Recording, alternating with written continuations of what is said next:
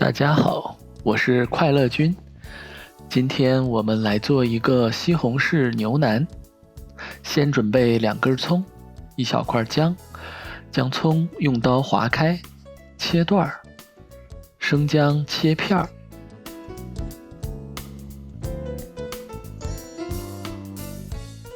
在小碗里放入1勺蒜蓉，把葱姜全都放在小碗里备用。我们再准备一些大料，少许的桂皮，2片香叶，3个八角，放入小碗备用。接着准备1块牛坑腩，先切成条，然后再切成小块，将牛腩装入盆中。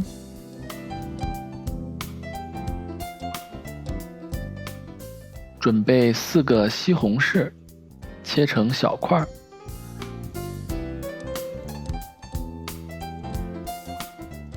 装入碗中备用。准备1锅冷水，接着把牛腩倒入锅中，盖上锅盖，开大火把水煮开。牛腩里的血沫就都煮到水里了，我们把血沫洗掉，牛腩就很干净了。锅中倒入适量食用油，油热后下入最开始准备的葱、姜、蒜，翻炒爆香后，加入准备好的大料，继续翻炒。下入洗干净的牛腩，翻炒至牛腩表面微微变黄。接下来我们加入2瓶盖的料酒，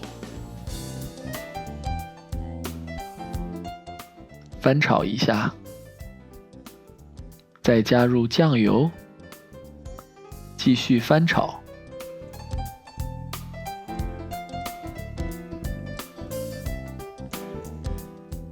然后倒入西红柿，再加入少许番茄酱，翻炒均匀，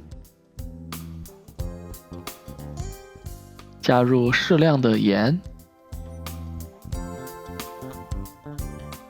继续翻炒。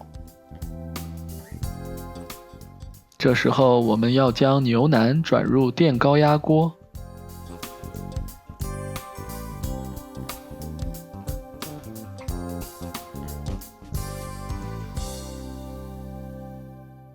设置到肉类档，等45分钟吧。等气阀放气完毕，这个时候我们来看一下牛腩，已经炖好了，香味儿也已经挡不住了。我们把牛腩盛入容器中，